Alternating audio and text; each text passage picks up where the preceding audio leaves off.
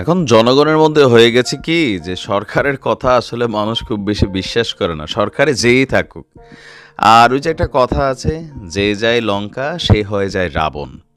এই দায়িত্বশীলতা চেয়ারগুলা মানে যখন আমরা বসি বা যারা বসেন, সম্ভবত বিভিন্ন সময় বিভিন্ন চাপে তারা বিভিন্ন বক্তব্য দিয়ে বসেন, যেগুলো পরে দেখা গেছে যে একটার সাথে আরেকটার সমন্বয় নাই।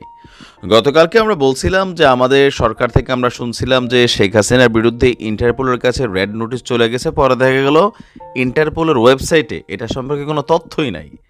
তো পরে আমাদের যিনি প্রসিকিউটর আছেন তিনি আবার বললেন যে এখান নিয়ে তার বক্তব্যটার একটা বিভাজন হয়ে গেল। পরে এটা নিয়ে একটা নাড়াচাড়া পড়লো। যাই হোক, দিন শেষে এই মুহূর্তে আপনার নতুন একটা অবস্থান তৈরি হচ্ছে। শেখ হাসিনার চ্যাপ্টার 2 শুরু হয়ে গেল আনুষ্ঠানিকভাবে। চ্যাপ্টার 2 এই কারণে বললাম যে চ্যাপ্টার 1 ছিল তার পতন এবং ভারতে পলায়ন। দীর্ঘ সময় ধরে তিনি দেশে ফিরবেন, তাকে ফেরানো হবে, তার শাস্তি নিশ্চিত করা হবে, এই ধরনের বক্তব্য দিলেও প্রকৃতপক্ষে এই সরকারের আসলে ততটুকু শক্তি বা সামর্থ্য নেই বলে অনেকে মনে করছেন যে শেখ হাসিনাকে দেশে ফিরিয়ে আনে বিচার করবেন। আর এই বিচার এটা কোনো ইনস্ট্যান্ট বিচারের ইস্যুও না, এটা একটা লম্বাচড়া বিচারিক প্রক্রিয়া। তো যাই হোক, ভারতে যেই নির্বিঘ্নে তিনি জীবন কাটাচ্ছিলেন, সরকারের উপদেষ্টা থেকে শুরু করে অনেকে বলছিলেন তিনি ভারতে বসে বসে ষড়যন্ত্র করছেন। আবার তার যে ফোন আলাপগুলো ভাইরাল হচ্ছে বা লিক করা হচ্ছে, যেভাবে হোক সেখানেও নানান ধরনের বক্তব্য আসছে। এই যখন অবস্থা, তখন চ্যাপ্টার 2 তাকে বাংলাদেশে ফেরত আনার আনুষ্ঠানিক প্রক্রিয়া আজকে আমরা দেখলাম যে শুরু হয়েছে বা সরকারের পক্ষ থেকে দাবি করা হয়েছে। সাবেক প্রধানমন্ত্রী শেখ হাসিনাকে দেশে ফেরাতে ভারতকে চিঠি পাঠানো হয়েছে বলে জানিয়েছেন পররাষ্ট্র উপদেষ্টা মোহাম্মদ তৌহিদ হোসেন। আজকে তিনি কয়েক ঘন্টা আগে এই তথ্যটা আপনার জানিয়েছেন। তিনি বলছেন যে শেখ হাসিনাকে বিচারের ব্যবস্থার মুখোমুখি করতে ভারতের কাছে তাকে ফেরত চাওয়া হয়েছে। আর এই উদ্যোগটা নিয়েছে কে? পররাষ্ট্র মন্ত্রণালয়। এই সংক্রান্ত বিষয়ে ইতিমধ্যে ভারত সরকারকে নোট ভার্বাল দিয়েছে বাংলাদেশ সরকার। বলা হচ্ছে যে আপনার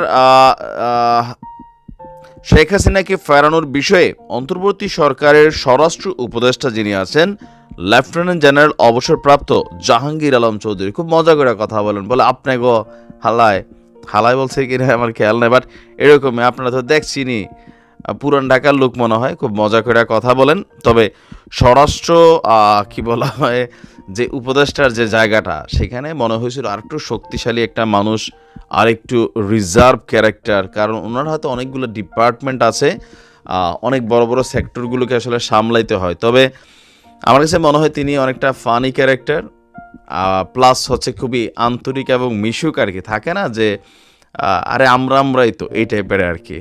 আচ্ছা যাই হোক, তো তিনি বলছেন যে শেখ হাসিনাকে ফেরাতে ভারতের সাথে যোগাযোগের জন্য প্রয়োজনীয় যে উদ্যোগ সেটা নিতে পররাষ্ট্র মন্ত্রণালয়কে চিঠি দিয়েছিল স্বরাষ্ট্র মন্ত্রণালয়। তো স্বরাষ্ট্র মন্ত্রণালয়ের চিঠি পেয়ে পররাষ্ট্র মন্ত্রণালয় ভারতকে চিঠি পাঠিয়েছে। এখন শেখ হাসিনাকে কীভাবে ফেরানো হবে? ভারত এবং বাংলাদেশের মধ্যে বন্দি প্রত্যর্পণ নামক একটা চুক্তি আছে, সেই চুক্তি অনুযায়ী তাকে ফেরানো হবে।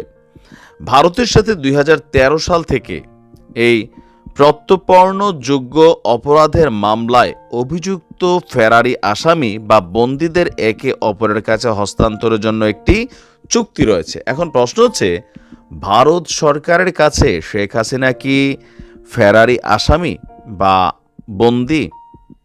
ভারত সরকার তাকে বিশেষ ভিসা দিয়া তারা কিন্তু সেখানে তাকে থাকার ব্যবস্থা করে দিয়েছে।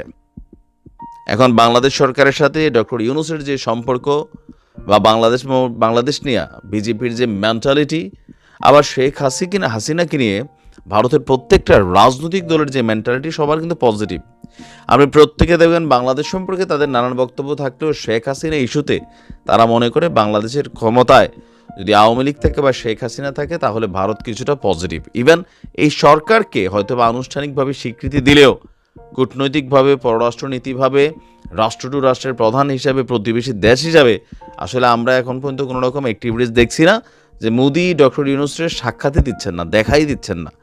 ডক্টর ইউনূস চেষ্টা করছেন তার সরকারের মাধ্যমে।